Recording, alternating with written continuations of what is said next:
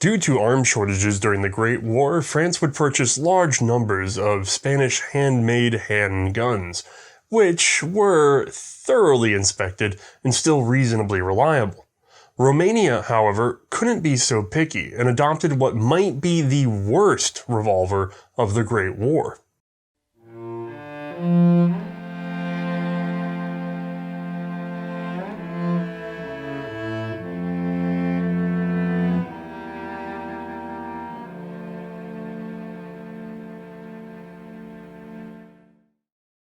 Hi, I'm Othais, and this guy's actually probably the most terrifying weapon that we have handled so far in the Great War. This is a Spanish Antonio Arasti made, probably, model 1915 revolver. Let's go ahead and get it in the light box so that you guys can enjoy all of its beauty. With an overall length of 9 inches, this is not the largest revolver we've seen, but it still weighs in at 1.8 pounds, making it fairly dense in construction. It also has a 6-shot swing-out cylinder, chambering the French 8mm ordnance cartridge. Our very humble pistol today is actually descended from a royal lineage. We've already seen some of that mentioned in previous episodes, so let me remind you about good old Henri Pieper. By the way, I've had some people tell me that the correct pronunciation would be Pieper. I can't keep saying Pieper. I'm gonna have to go with Pieper, guys. I'm really sorry, but I am keeping this Americanization. We discussed Henri in our earlier Bayard 1908 episode. While exploring his diminutive .32 pocket pistol, we found out that he had established his own arms-making shop in 1866 and had been one of the founding members of Fabrique Nationale. Honestly, he's one of the big names in Belgian arms design, and it has shown. Even before that semi-auto handgun, he had competed for the most recent, in this period of time, Russian revolver contract. The one that ultimately ended in the Nagant model 1895, a gas seal design that we've already covered, but in the course of that episode, we saw that Pieper had pushed a very advanced design of his own. Now, before anyone gets all antsy about whether Nagant or Pieper were the first to go with the gas seal system, you know, I don't know for sure. Supposedly it was Pieper, but I have had no hard paper on this matter, and it's not that big of a deal because gas seal had been a known concept for quite a while. You can find it in and before the percussion cap era just fine, so there's no big patent there to be fought over. The bigger issue this time around actually came down to the ammunition, and there is valid argument to be had as to whether it was Pieper or Nagant who first developed uncircumcised brass. Regardless, the Russians went with the Nagant version in 7.62 to match their rifle bore and save on wasted materials. Alright, enough about Nagant. Let's see this Pieper system. The heart of which is a Galan-style single and double action revolver, plus additional components that accomplish 2 things: pressing the cylinder forward after indexing and providing a breech surface that rotates into place for firing. That latter component is what gives the Pieper its telltale hump at the top rear of the frame, near the rear sight. Now, you pair this action with a Colt-style swing-out cylinder, and you get the Mexican Pieper model 1893, which is a fairly rare piece to encounter today. This would not, however, be the last of the Pieper gas seal. Another evolution would appear around the time of the Russian trials, and I suspect was Pieper's final attempt at making a simplified swing-out design that they would accept. Recall, Russia wanted an abuse-proof revolver thanks to breakages on their Smith & Wesson No. 3 top brakes, which were prone to wearing out faster than solid frame designs. And following that, we see a super simple swing-out latch on the Pieper, one set directly on the crane. You can't ask for anything easier than that in terms of construction and robustness. Unfortunately, as we know in hindsight, Russia really did not care about reloading speed and opted for an even simpler gate loading system. Regardless, it appears that Pieper attempted to market this particular design for commercial sales. If you've seen our previous pocket pistol episode, you won't be surprised to find that Pieper also declared this revolver to be the Bayard revolver, which actually was the first of the Bayards as far as I can tell. The Bayard revolver, the Bayard pistol, and the also Bayard pistol. Awesome. It does not seem that his revolver was a high-volume seller, and so the design doesn't appear in any period catalogs that I have researched. Henri would pass away in 1898, and his son Nicholas would take over, and here again is where our story starts to collide with the Nagant. Pieper and Nagant as companies designed revolvers. Both designed gas seal revolvers. Actually, I guess I went to two. Both then entered the automotive field. And then, as we saw in our Nagant episode, leaving arms development would doom that particular company. Pieper was no different, but unlike Nagant, in 1905, that crumbling company was able to be broken apart and reformed as anciens établissements Pieper, which probably doesn't actually have much to do with our episode today, and that's because, as far as I can tell, another totally independent Belgian gunsmith takes over the Pieper gas seal design. William Gras, for whom I have no biographical data. Gras would register his Liège trademark in 1910, and that same year started marketing a gas seal revolver. He had acquired a patent on a simplified Pieper-style gas seal. While largely the same action, it appears he did enough novel improvement to call this new step his own design. Some period advertising seems to show that gas-sealed hinge is in place as intended, which makes me believe that Gras did sell his gun initially as it appears in his patent, with a forward-indexing cylinder that actually seals up and therefore requires the 7.62 Russian cartridge. However, the styling on this particular gun, unlike the old Pieper, is a lot more modern. Oh yeah, that looks like a revolver you could really use. Although he's added a sweet manual safety. Always love those on a wheel gun. Also, check out that awesome logo. Somehow it looks familiar. I mean, not just because we saw St. George, on some Greek Mannlichers. Where have I seen this particular emblem before? Anyway, Gras would market his revolver pretty widely and appeared to initially be in competition with the model 1910 Nagant, the last gasp of the Nagant, which was a return of the gas seal design in 7.62, but now with a swing-out cylinder as well. Man, no matter who is at the helm, the Pieper and Nagants always seemed to be pitted up against each other in terms of design. The Gras was originally listed as the model 1906, despite that it had been patented in 1910. I suspect he wanted to get a leg up on the Nagant and artificially establish that it had been around for a while. Later, this Pieper-style Gras system would be called the model 1910. And if there's a hard difference, I don't know. It's also been marketed as the Modèle Chinois, Modèle Russe, Russo-Chinois, or Modèle any country far enough away that I can lie about the fact that it was adopted by one of its military or police authorities. Just buy it. It's a good gun. Now, the Gras action is definitely a majority Pieper invention, so if you're thinking our deceased Henri was ripped off, well, don't worry too much about it, because Belgian arms designs don't long remain in the hands of their owners. Soon, a simplified version of the Gras, the more proper Russo-Chinois now, would begin to show in various catalogs. Here's one such example. Translated into 4 languages and offered in a number of chamberings: 7.62 Nagant, 8mm French ordnance, 7.5 Swiss ordnance, 8mm Gasser, and 380 long, which I assume is 38 Smith & Wesson, definitely not special. It does specify that it uses the Bayard system, but with those cartridges, I doubt we're looking at a gas seal revolver, and the actual manufacturer has been concealed. I'm betting no cylinder indexing.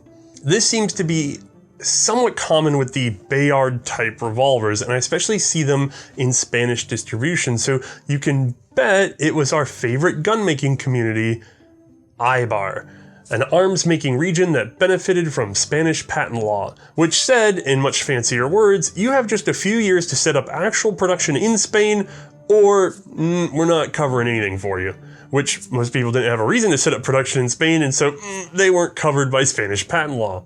Eibar craftsmen were actually a lot like the Belgians just 50 years prior, ranging from small factories down to individual home shops. The majority of manufacture was done by hand, and the skills were passed down from craftsman to apprentice. The big difference in the long term between Spanish and Belgian firms Well, it had to do with the ability of the Belgian firms to band together. This had allowed them to pool their resources to buy modern equipment and form enterprises like FN. The Spanish region had tried nearly the same at one point, but they lost out to Oviedo. So, like many other designs, Spanish gunmakers began copying the GRA. The gas seal system required small parts with quality steel, so that can go right out the window. These guns would not be gas seal. Now, this is where things get weird. Over time, we know at least 2 firms, but probably more, would copy GRA's style of Bayard style of revolver. In trying to get ready for the episode, I believe at least 4 Spanish firms took a pass at this gun, but the one that we care about, well, I can't prove for sure they touched this design before 1915. Instead, before then, Antonio Arasti seems to have been playing with the French 1892. This firm, founded by its namesake in 1904, when he applied for a trademark featuring his own initials, only appeared on the Industrial Register in 1906, at which point it had 6 employees until 1910, when Antonio managed 8. In 1907, he would receive a Spanish patent for a modified clone of the French 1892 revolver. We have a whole episode on these guys, but they were 6-shot single and double actions and an early-ish European adoption of the swing-out cylinder.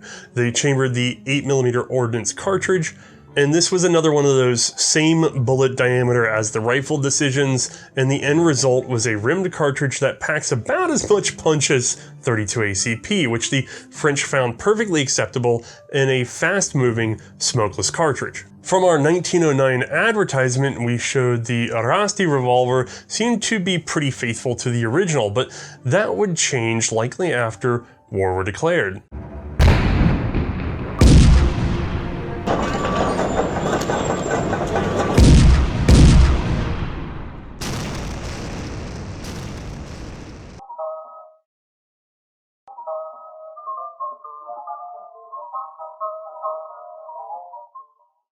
Alright, we have a Belgian gun from the 1890s, copied by another Belgian in 1910, and then copied and simplified by the Spanish. But before I can talk about, this gun right here in any detail, we have to quickly take a weird detour into France, specifically Manu France, or more complicatedly, Manufacture Français d'Armes et Cycles de Saint-Étienne. My French is amazing. They also made guns, and among them a commercial adaptation of French service revolvers, which they would actually further modify in various ways, most notably their model 1887 Civil and the later 1892 de Pump, an 1892 pattern with a unique ejector release for the swing-out cylinder. By 1914, however, it appears they were selling pure 1892 copies again, though the ad seems to suggest these may be surplus. I'm uncertain if Manu France was actively producing these revolvers when the war broke out. Regardless, France would soon be short on just about all firearms, and Army revolver production had shared factories with their rifles before the war, and producing both simultaneously, well, that's going to slow down rifle production. So the long gun production was favored, and pistols would be bought off the commercial market where available, which led them in 1915 to another of Manu France's unique versions of the 1892. This should look pretty familiar, an almost bog-standard French service revolver, except when we look at the crane, we now see it has a locking tab instead of the old false gate. It also now swings out to the much more useful left position, that is if you're right-handed. The few of these guns known to exist are marked, get this, MLE 1915. Supposedly 1,000 were ordered with only 650 accepted by the Army, so not much of a wartime impact, if that's truly that model. I've had a little difficulty walking that claim down and being 100% sure about what gun's being discussed. Manufacturers just couldn't keep up. They were struggling against the rifle industry for workers and raw material, and so we see France, the army and country, turn to the IBAR production for help. Now, we've seen a handful of Spanish-made guns in either .32 ACP or 8mm ordnance that were accepted by the French army through the war, nearly 1 million Ruby semi-autos alone. We even have seen Italian 1889 Bodeos cloned, so why don't we see a clone of the 1892 proper? or the simpler Manufrance version. Examples of the French 1892 with a crane lock, that Model 1915, do occasionally turn up with Spanish markings, notably again Antonio Arasti. So some were made. Were they imported by Manufrance, right from the start? Or was Manufrance forced to import them after failing production goals? Or were they just imported by the army like all the other 8mm revolvers we've seen? The last one's not as likely. And the short answer is I don't know the answer to all of this. And their numbers are so incredibly few, I can't even guarantee that any of the sort of Labelle style Model 15s made it into service.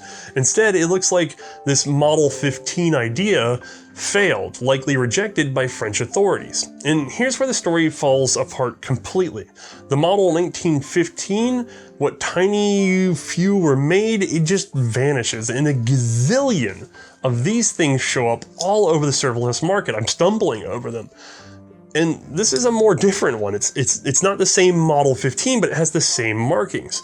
Sometime around 1915, this gun enters production at Antonio Arasti, and while it looks a lot like the previous Gras, it does have some flavor all of its own. So let me go ahead and give you a closer look. All right, gang, I got a lot to talk about here. This is a pretty wild revolver, even though it looks so plain. So let's start with what's understandable about it right out the gate. Number one, plain single and double action revolver. It's got a grip and a trigger and a hammer.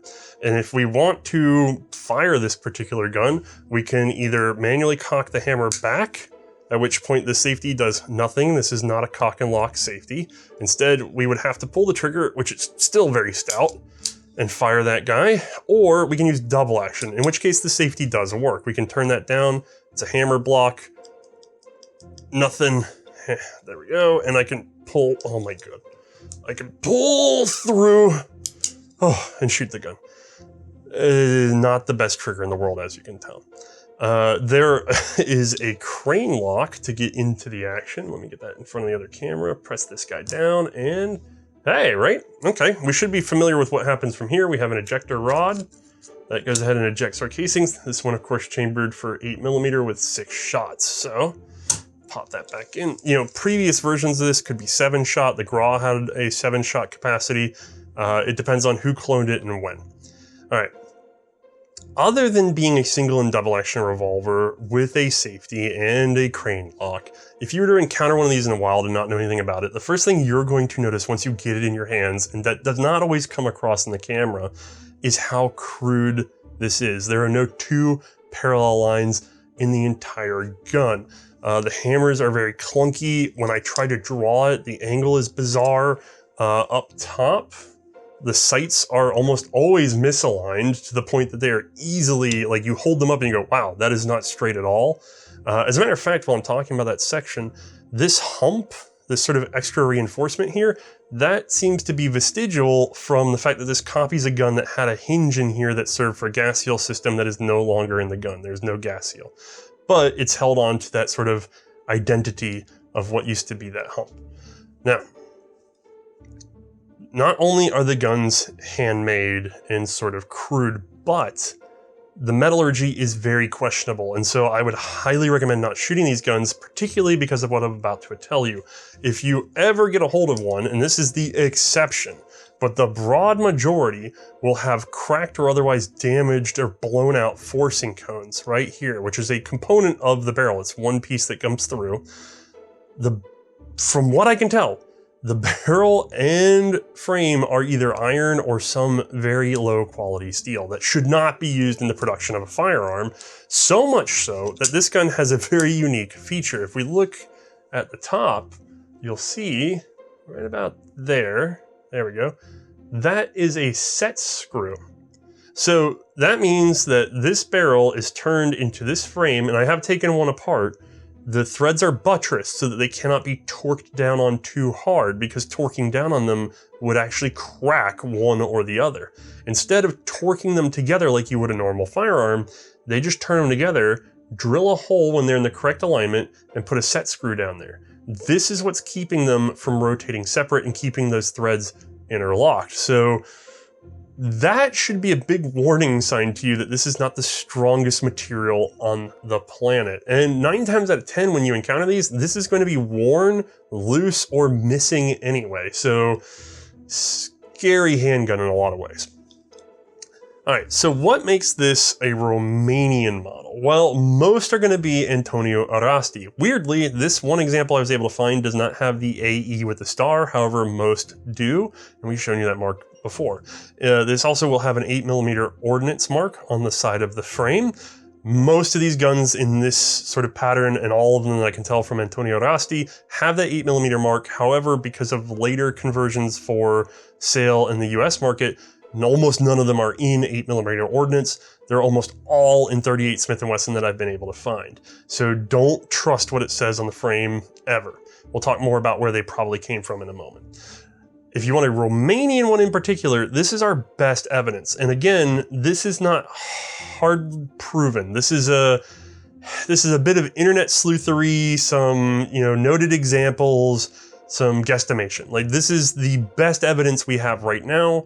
I cannot tell you that I have personally proved it out solidly. Somebody will either bring me better evidence later or point out something entirely contrary. If either happens, I will be happy to update this episode. But in the meantime, what you're going to look for to be the rarer one, the ones that always seem to turn up still in 8mm ordnance with the 8mm marks, with these marks.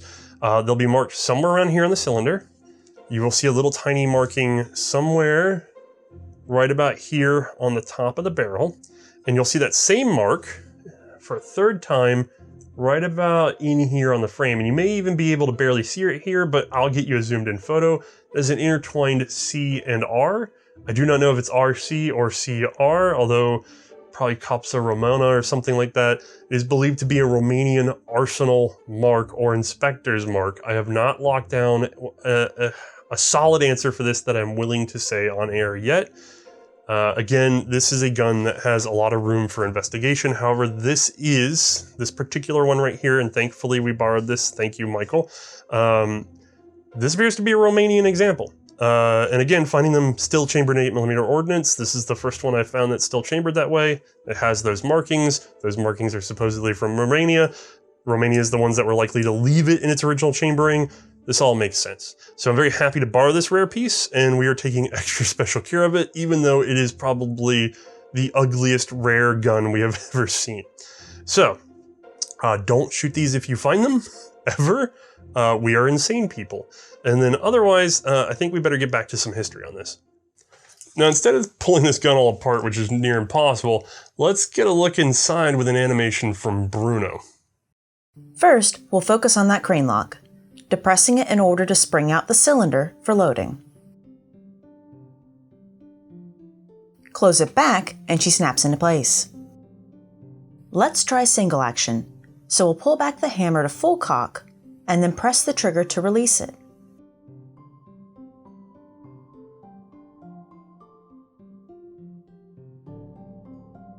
Doing it again, we can clearly see the shaped notch on the hammer. Locking into the trigger until it's released.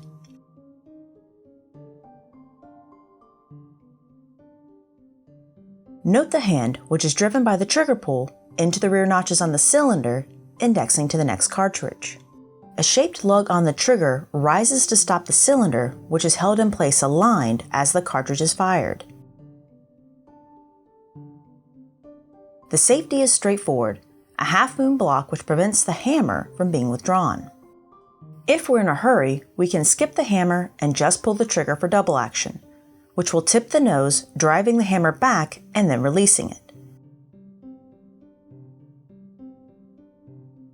Note the Nagant-style mainspring, which powers the trigger, balances the hand, drives the hammer, and rebounds it, all in one simple shape. Once we're done, depress the latch to open and smack the ejector rod to, well, eject. Okay, let's head back to Othais for just a bit. Now, before Mae gets a shot, let's walk down some more pre-combat history. Guns like this were, again, already in the region pre-war. Whether or not Arasti specifically made any before the war, I do not know, but he did mark them MLE 1915 very deliberately. All of these pattern guns made by AE that have turned up in my eyes have also been marked 8mm on the frame. That's despite most of them, almost all of them really that I've seen, being later converted to .38 Smith & Wesson. I've also seen plenty not made by AE which don't have the 8mm mark. What I'm saying is, it looks like Bastie was making this pattern during the war, initially in 8mm, and he was clearly hoping to sell it to the French. Now, the French army never specified a type of revolver action required, only that it shoot 8mm ordnance, so this gun could have been another attempt to sell a clone to the general French army. Now, this also brings back that earlier question, why this and not an 1892 clone that we know Bastie was already making? And I have scant theory here. I think the 1892 production was too slow to be done well, and the French, being familiar with the 1892 gun, would probably be much pickier about it. They would recognize, wrong proportions and wrong weight and things like that. Perhaps Bastie even tried an 1892 clone and it was rejected. Alternatively, Bastie may have subcontracted or otherwise absorbed another gunsmith, one already making this particular style of gun, the Bayard revolver.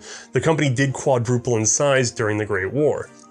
Even if we don't know why this pattern emerged, we do know that whatever their plan was, it also failed like the 1892 clone.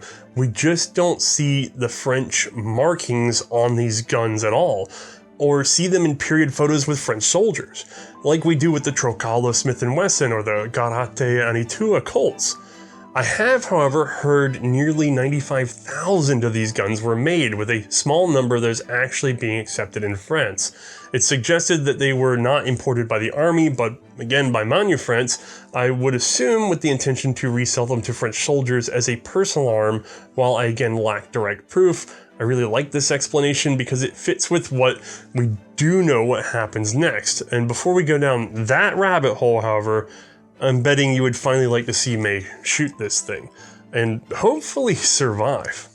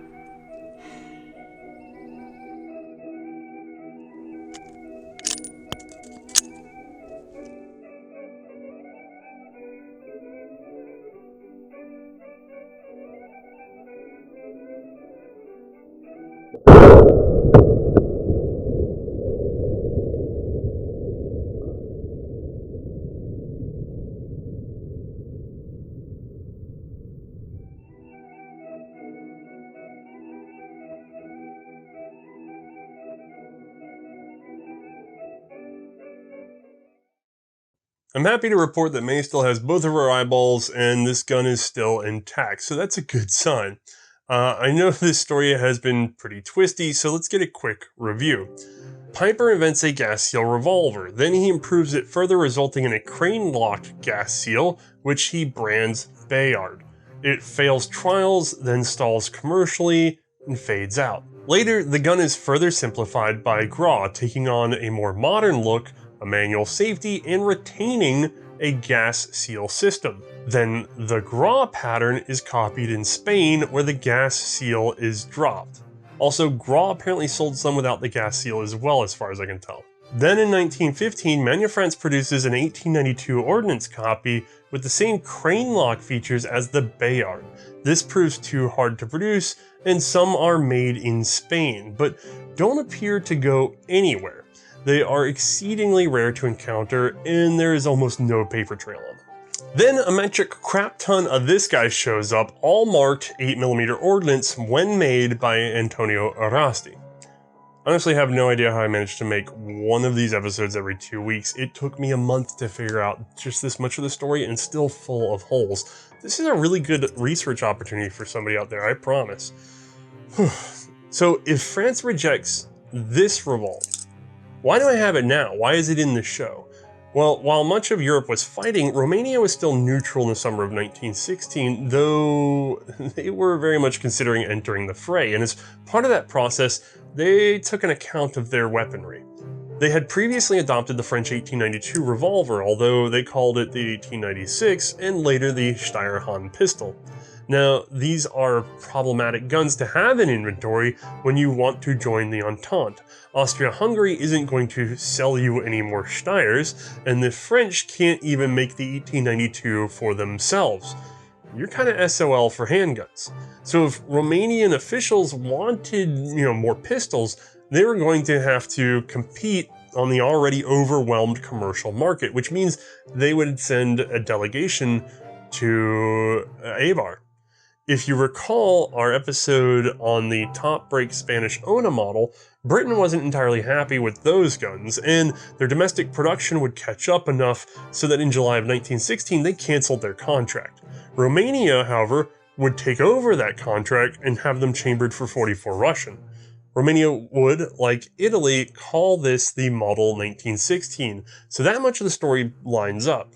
Studies of Romanian contracts and inventories, as repeated by intermediary authors, places almost 20,000 of those top breaks in Romanian hands during the war.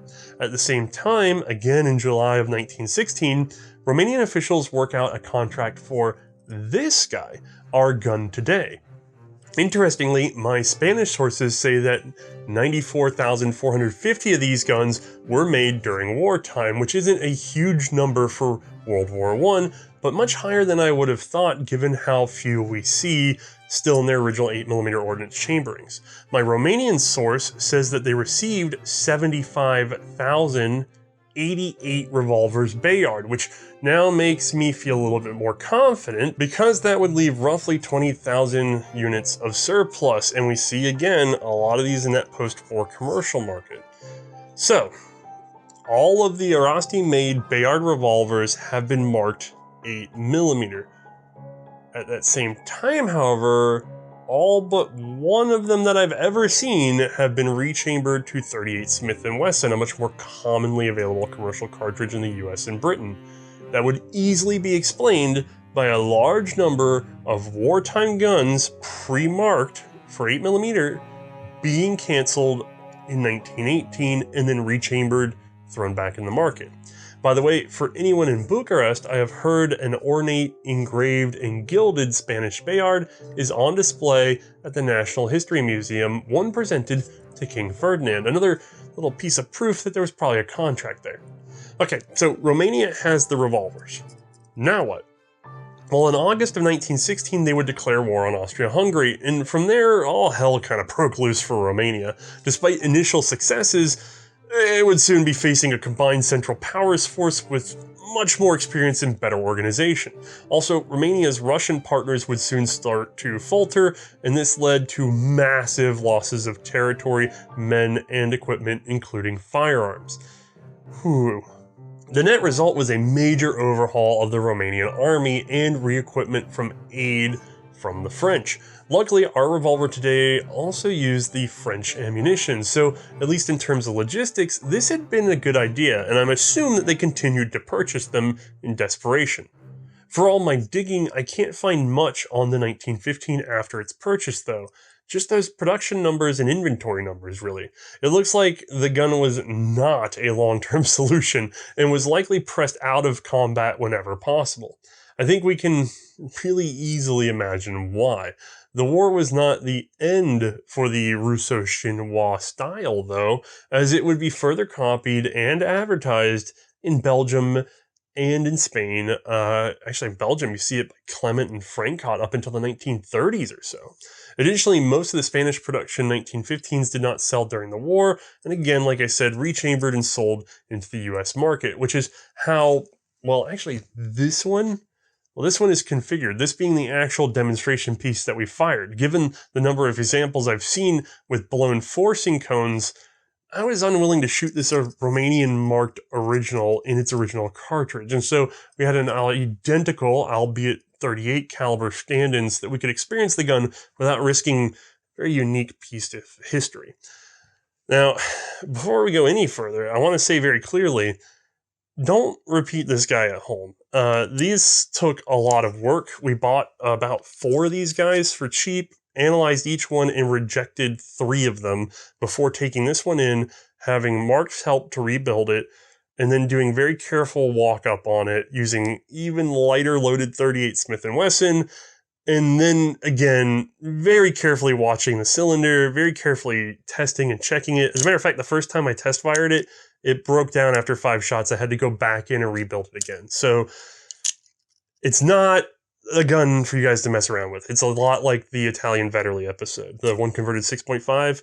This is something that should only be shot by somebody who is absolutely aware of the risks and absolutely understands what they're doing with this particular gun, and yet they are everywhere. I mean, I see them all the time at shows on Gunbroker and things like that. So if you want one for a wall hanger, fine. But again, please be super careful with these guys. They are a mess. All right, let's go ahead and, with all of that fair warning, get this over to Mae for her opinion on what it's like to handle this particular gun. All right, gang, we still have a Mae, so that means that she successfully managed to shoot the Revolver model 1915. Let me give you that guy. I get a patch with that, right? Yeah, I've got another one here. So how'd this do for you? Like, does this feel like a decent Marshall revolver? No. No. Also, no. Okay, well, that's going to wrap up our episode. You guys stay tuned after the credits for updates, and I suppose we should actually talk about some details. I was going to say, have a good one. I was going to do my normal sign-off and everything. No. We actually do. Let's be fair. Let's do this one backwards. Would you take that into battle? No. Okay. Maybe there are too many no's going on here in this one. Okay, let's work it up the normal way. This is a default state of go F yourself, because there's so many issues in this gun. It's unbelievable. We've handled some pretty significantly bad firearms in the past. Ones that just ergonomically weren't right. Like if you think of like the Revolver, where everything about that was difficult to handle or didn't work or was kind of, funky. Right. And then we get to something like this, where it just kind of takes a left turn. Everything seems there, and it seems all like not in a difficult place, but this thing reeks of the sweat of desperation. Yes, and unfortunately, the more you get into it, the worse it gets, I do promise you. Yeah. Okay, so let's talk ergonomically. Somebody hands you that particular piece. What comes to mind? Like, what's happening as you start dealing with the gun on first impressions? Because from the audience perspective, they see the close-ups, they can maybe pause and spend some time with it, but I don't think it comes through on camera what it is that you're dealing with when it's in your hand. What is that thing? So when you're first handled this gun, it truly doesn't feel that off. I mean, it feels like a little bit dense for what its size is, and otherwise, it ergonomically doesn't feel that bad from your first grip, because the grip itself, I think it places your hand positively where it needs to be. The trigger feels like in an okay place. So does the hammer. Nothing really seems that weird. And then on top of that, it's a left swing out revolver, so that's pretty good. They're trying to make sure that I'm able to, as a right-handed shooter, which majority of them were, I'm able to operate it efficiently and quickly. That's great. Right. As an emergency arm, that much of it sounds very modern. Right. And then it's like I said before, the problem is you get further into it and you start actually working things, you start to notice some weird things or things that just aren't easy to operate. So, obvious big one, safety. Again, revolver with the safety. I still don't understand that concept, but it's not only is it just weird, but also on top of that, it's really far here in the back, not easy to operate single-handedly, and it's kind of a bit stiff too. It's a little bit gritty, so it's not necessarily easy to one hand on and off. And you have to change up your grip to operate on top of that. not the best. It also, gravity puts it into the on-safe position. Yes. And so does your thumb kind of when you're not paying attention. So you could accidentally graze it. I agree. Not that I necessarily did, but I could kind of understand and see someone doing that. In dry handling, I've done it a couple times where I'm just like, oh, wait a second, and then flip that thing up. That I believe. And then when you do open the swing out cylinder and go to operate it, it feels kind of stiff and it's gritty, and it, even just looking at this gun, it kind of looks like somebody made it in their shed. Like, it doesn't really feel or look and inspire confidence for me. When we did the triple lock, we talked about how every piece felt intentional and machined to perfection and smooth. Beautiful. This is the antithesis of that. Yeah, this basically, it looks like things were hand-fitted, and unfortunately, some hand-fitted parts looking on here don't look straight either, so the sights look a little bit crooked. Along with a little bit, lining up with that trigger, looking at that sight picture, oh my God. Yeah, when you took the POV photo that we used for this, you told me that you had trouble in editing because you couldn't believe that that's where the hammer actually was. I've never honestly done a POV edit and seen one turn out that badly. And I thought, this has to be me. What am I doing here? And I had to go back, and you had to actually show me the reference pictures and be like, no, this is correct. It is just that far off. The hammer's over here and the rear sight notch is over here. They're not even in line with each other. And I will say that does kind of throw you off a little bit because it's not what you're expecting to see when you're looking down those sights. Granted, hammer pull back, it's not so bad, but then you're having to pull that hammer back. The one you actually used it's still crooked, but it's much more in line. Yes. We didn't want to shoot the actual original piece because they're very rare and we don't want to damage that one. Right. I'm actually curious how far off your shot would have been because that rear sight is so horribly miscut. It's interesting to think about that it would have been worse. On top of it, granted, I still actually did manage to get all my shots on there. I was actually a little bit surprised about that. Yeah, let's talk about that in a moment though. So we're still talking about like just the look. Okay, so the sights are crooked. Yes. The gun is denser than it seems to be. Mm-hmm. And there are parts that don't look inspiring in terms of inspiring confidence in me, and they feel a little bit gritty, a little bit stiff, which is also a bit unnerving. Creaky feeling and sounding. And granted, these weren't things that we just took to the range as was, people. We did actually take some time to clean them out and to try, and of course Mark had his hands on one to try to make sure that it felt right too. Right. If you slow down and look at it too, it looks like I'm just looking at the top strap of this and it is like bent in different directions. Even though the frame is straight, the strap is just...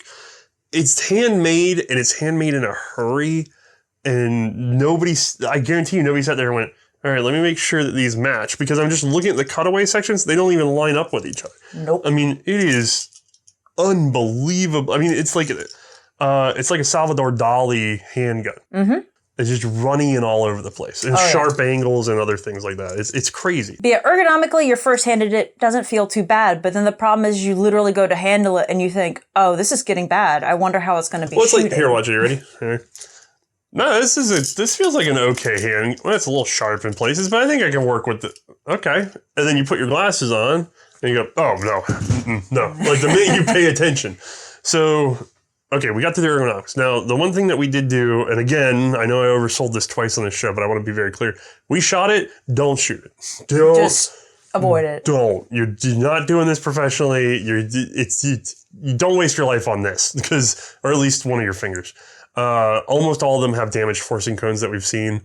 Other parts tend to be shaken out. Yeah, I think you said this was, number 5? We went through a lot of work to get this one running. I test fired it with one cylinder. Right. On the last shot, it broke again. Yep, and had to be taken back to the shop. And that was a hand failure, and it had to go back in the shop, and it got scrubbed and fixed up again. And then we took it on range. We shot your 6 for the show, and I think 1 high speed. Yep. And then we got off of it. We didn't even bother getting any extra footage from there. We just ended it at that because we didn't want to risk it. Right. So what's it like actually shooting this thing? Trigger, hammer, and bango. First things first, cocking the hammer on this guy. Like I said before, you're first-handed, it doesn't seem like it's going to be that bad, but then you start to realize, no, that hammer is actually kind of in a weird, awkward placement that I feel like no matter the size of your hand, it's still going to be difficult to wrap your thumb around just because there's a little bit of striations here up at the top, but that's about it. Well, there's nothing else to really help with your grip. I played with it, and something to do with this Spanish one. the natural grab position on that hammer spur is almost directly over the center of rotation or the axis of rotation. So you're trying to think about where you're going to leverage down here. When you go to cock it, you end up pulling straight down into the axis of rotation. Exactly. And the mechanism is very stiff. It actually hurts my thumb knuckle. I've got a big beefy dude hand, and it is hurting my thumb to get that into position. I was very happy to not have to cock it more than the time that I did for just shooting it. Now that one cocks a little bit better. This one does, For whatever reason, that one sets a little bit further back. Again, this handmade thing. Yep. So that one you probably could have done, but again, we didn't want to shoot that one. Right. Better to be safe than sorry, I agree. Yeah. And preserve the piece. But still definitely not easy to handle. So hooray, Mae got to have the most difficult one. And I punched the gun. Good on me. Okay, so you cocked it back single action. Yes. That's supposed to give you a light, crisp trigger pull. Mm-hmm. How was your light, crisp trigger pull? It was not a wonderful fruit salad like it should have been. It was more like somebody replaced it with cottage cheese. Yeah. I mean, I like cottage cheese, but I agree with you. When you're expecting fruit salad and you get cottage cheese, what is that? It is a hard wall. Yes. There's a snag, and you're still probably putting a good 6 pounds on it. I would say. Which is surprising for. For a single action. Yeah. Okay, so let's go for double action. You pull all the way through. Yeah, so double action doesn't really get much better. Unfortunately, it's like it feels almost 3 times the weight difference, realistically. Now, we recently shot something for a prototype show that had a 24-pound trigger. And it's putting it in my head that this is probably about an 18 to 20-pound trigger. That I could see. That I would completely agree with on that front. Are you going to be done clicking it down there, making all that sound? I'm trying to feel it out while we're talking, and I'm just trying to gauge it out because it's a very difficult thing to describe because, well, you get the idea. We're trying to say it's junk. Let's be fair. Basically, yeah. So unfortunately, the trigger pull, no matter what, it's heavy, it's gritty, it's lumpy all the way through, and you have snags. So unfortunately, it never gets any better, and it does get worse as you're shooting. All right. That's what sucks. So I saw you laser focus on those sights while you're trying to make it through that trigger. God knows we all saw this. Right, and unfortunately, I feel awful about that. Even in the slow motion, me trying to pull through as smoothly as possible, and it's still, I still was shaking so badly. That's because you're just trying to pull it through smoothly through each one of those snags. But I'm still surprised I managed to hit all 6 shots on target. It was where I was aiming, so I'm not surprised that, they're there. But even so... Does that mean the sights were good? No, that doesn't mean the sights were good. That just means I'm awesome. Yeah, no, I'm just teasing. Don't take that. They're low. They're rounded. They're not sharp. They're almost out of focus. Like you look at them and you think your eyes are kind of blurry, but they're not. They're blurry. Right. So you managed to get all 6 on target, though. They were kind of to the right and kind of off, and unfortunately the grouping was absolutely terrible. But they were all there. How was recoil? Recoil, I want to say maybe it was the weight of the gun. I didn't think it was too bad, surprisingly. Point. We got 1 on the board. Okay. Well, I say 2 on the board because I still say I kind of like this grip. While granted, it's terrible for working with the hammer, I kind of like the grip placement on this one, too. So grips was okay, hammer not, and then the car. Now, you shot 38 Smith & Wesson on this. There's like 38-200. Yeah. Probably a little different characteristic from the 8mm ordnance. You probably even have a milder time with the original cartridge. So the recoil could have been even easier. Which is kind of nice to think about. I think an easier recoil would have probably fit the gun better. Don't get me wrong. You don't want to I'm not gonna always pick the easy recoil or the worst recoil. I'm gonna pick what I think fits the gun. I think a slightly lighter recoil would have fit the gun best. Okay. But recoil is controllable. Yeah, I thought it was reasonably controllable. It's literally just having to realign your shots. That's where the gun has its faults. Right. So what I'm hearing is cartridge has almost no bearing on this gun, though. And what it really comes down to is the gun fights you in and of itself. And It's just the worst performance. So you would rather take the single action Reichs revolver over this? Yes, I would rather take... No, wait, single action. But the problem is that, can I have that for 12 shots first and then discard it and have my Reichs revolver? No, think about it in terms of a gun that you actually have to carry around for 1 year in a battlefield. I can at least rely on the Reichs revolver working for a year, as opposed to this one, which, like I said, maybe 12 shots. Yeah, these things eat themselves. I mean, you probably get 50 shots out of it before it's really coming apart. Right. And for a whole year, I think I'm going to want to bet my life on something that will last more than 50 shots. Yeah. Now, this begs another question, though, because we completely crudded on it. It's the worst gun ever, yada, yada, yada. But so far, for handguns, yes. Everybody's going to make fun of their gun. I'd rather have a brick. I'd rather have whatever. But I want to make something very clear, as much as you might want to mock this. You're Romania, you have no access to any commercial handguns for sale anywhere in the world at the moment. You're struggling. And the question is, do you take these or just say no? Okay? If it's going to get you 12 to 24 shots of 8mm ordnance in a pinch at close range, would you rather have this and still carry the weight around and deal with it just for that emergency? Or would you rather have like a pointy stick or a knife? You know what I mean? Which would you choose from between those two options? So, look, I get it. Othais is saying basically I can choose between the worst handgun of the war or, like, let's say the best, pointiest, most awesome spear stick pointy thing ever. Right. Of course I'm going to choose having a gun because worst case scenario is that say it fails on me after the 12 or 24 or 50 shots. I can discard this and still pick up, whatever else I have on the ground or available to me. So basically, choosing between nothing and this, or, just a stick and this, I'm still going to choose this because the bullets are still going to do some damage. Yeah, even like a rad sword. Like if you're a rad swordsman and you had great sword skills and, super ninja guy on the battlefield. I like the idea of you being super ninja guy. This, Saturday night special junk, right? On a battlefield.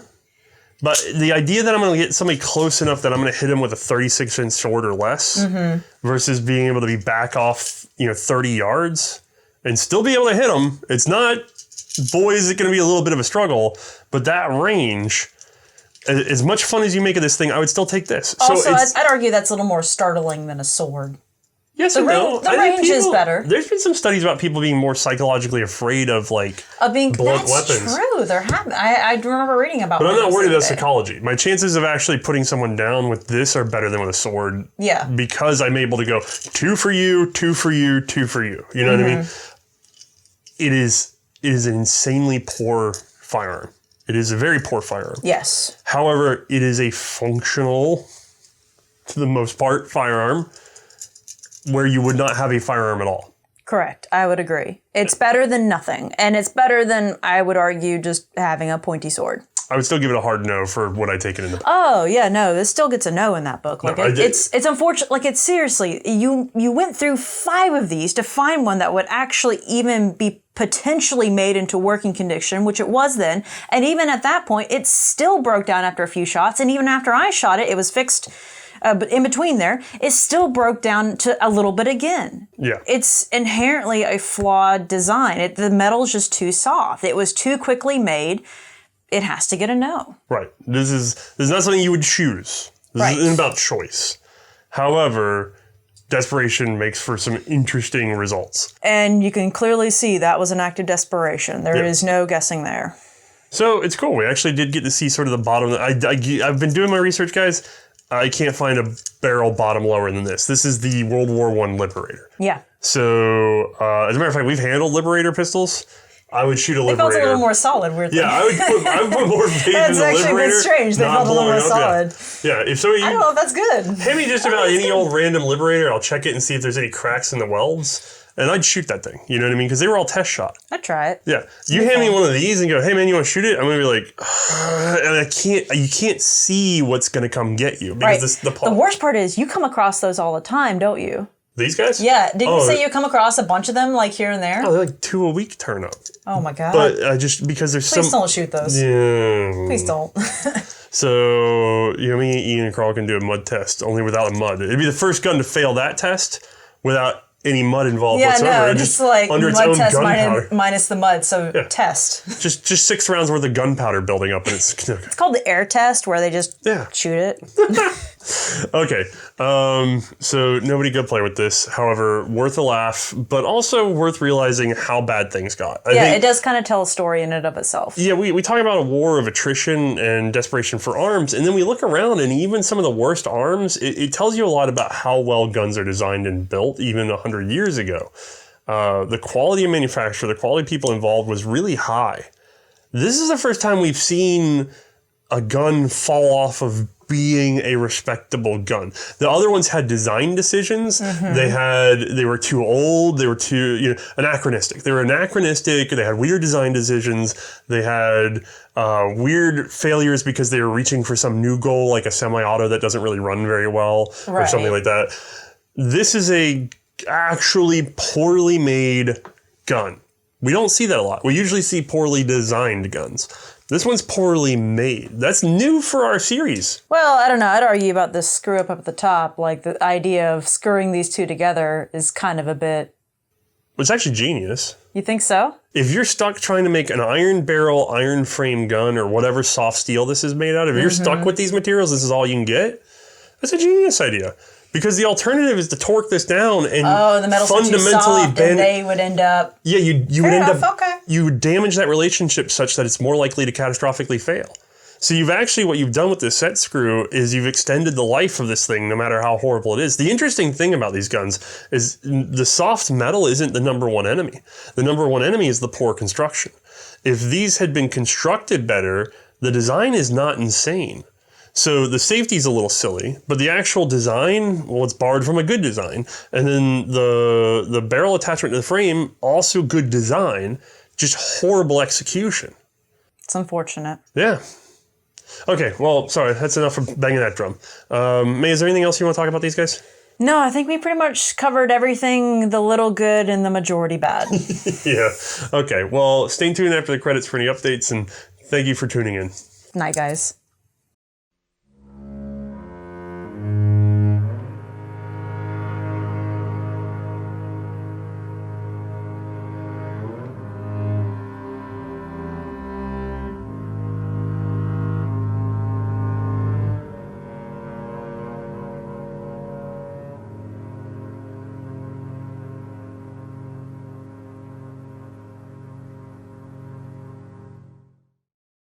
All right, gang, I just want to give you a quick and easy update. Number one, our next episode will be weird. There's going to be a Q&A, and then I also have a plan to sort of surprise you with a little bit of original content or community content. You'll see. The short answer is there'll be plenty of entertainment in this slot in 2 weeks if you're a regular. If you're watching this in the future, you probably don't even care. Now, number two, the reason for that is just I was sick for 4 days. We had some travel. We're trying to clean up the logistics, and we are trying to introduce a new show. Wish me luck on that one. And if you'd like to learn more about it, well, you can check in at Patreon or Subscribestar. Those are the two ways in which we get this show supported, because again, we have a lot of trouble with monetization things on YouTube. On that note, I should probably say very clearly, the number one way that this show grows is when you guys just share it. Whenever I see people talking about it on forums, when I see people talking about it on Reddit, when I see people emailing it back and forth, or even get emails from people, hey, my buddy showed this to me, that tends to be the way it sticks. The algorithm is not necessarily our best friend, and so you guys are our algorithm. So I thank you all for that support. For those of you who step up and make the show possible, I thank you in particular. And again, those of you who have stepped up, we have a little every other week podcast going for all of you that talks a little bit more about what's going on behind the scenes with the show. And I've tried to sort of start inviting some of the other people I know in the industry to come along and talk about their experiences. So I'm hoping that it's kind of working its way into being a very interesting production for those of you who are signed up. All right. Thank you all again. Have a good one.